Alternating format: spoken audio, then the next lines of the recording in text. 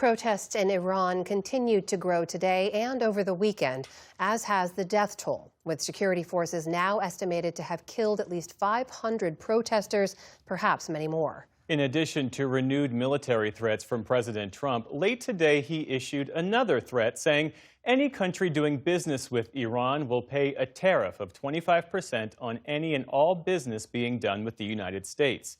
It is unclear what sectors the president is designating. Nick Schifrin reports now, and a warning: some images in this story are disturbing. In Iran, the street demands the end of the regime, spews contempt for their leaders, and declares this the final battle. Over the last few days, protesters set fire to symbols of the regime's repression, including this mosque in Tehran, and sources of government power, including municipal buildings in the north. The response has been ruthless. In the last 2 weeks, human rights groups now accuse security forces of killing about 500 protesters, soaking the nation's streets in its citizens' blood. And now new footage of the aftermath of a massacre.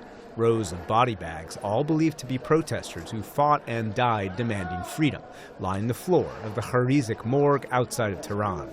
So many bodies, they overflowed outside, where family members were beleaguered by loss. The regime called these victims, all lined up for their loved ones to find, armed terrorists. The toll so high, morgue officials cycled through images of the dead so they could be identified.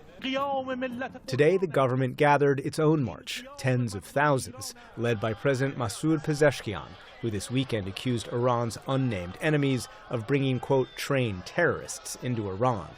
Today, Foreign Minister Abbas Araghchi aimed his comments directly at the U.S. We do not seek war, but we are fully prepared for it. At the same time, as I have repeatedly said, we are also ready for negotiations. Last night, President Trump confirmed he was considering a military strike. But we're looking at it very seriously. The military is looking at it, and we're looking at some very strong options. But also acknowledged Iran's willingness to talk. A meeting is being set up, but we may have to act because of what's happening before the meeting. The protests began in late December, triggered by rising prices. They expanded into calls for regime change and in unprecedented ways. Geographically, spreading from urban centers to rural provinces such as Ardabil in the north, and socioeconomically to include both the working and middle classes across the country. And despite the danger, protesters continue their clashes with police, calling for an end to a government that gives religious leaders ultimate control.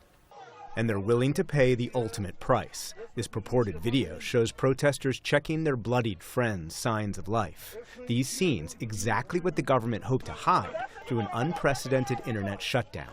This is the most extreme shutdown that we have seen in the history of internet inside the country.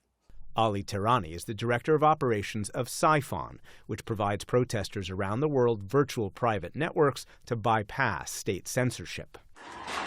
He says Iran shut down the internet faster and with fewer loopholes than ever before, showing the regime fears the protest threat is existential. The national internet shutdown is very, very rare. And the reason for that is because of the collateral damage. The airports don't work. The banks don't work. A lot of internal services do not work. When a regime such as Iran's chooses to do that, it means that there is a higher stake at play. This is the biggest threat that they have ever felt. Therefore, they implemented the internet shutdown the way that they are doing it right now. But the Trump administration has partially cut Tehrani's funding. Courier, a ship without guns, goes into battle armed with the greatest weapon of all, truth.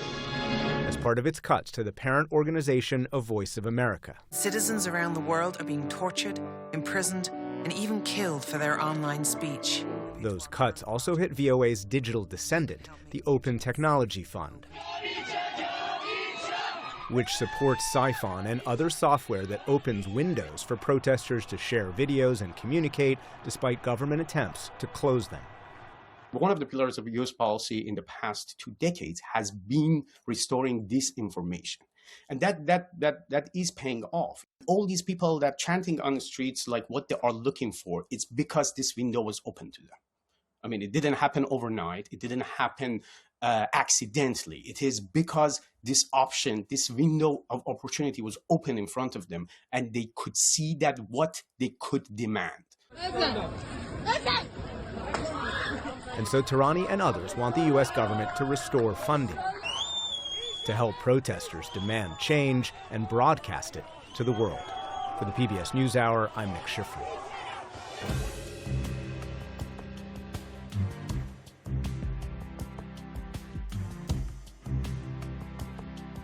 Hey, just a minute before you move on. I want to say thank you for watching and for supporting us.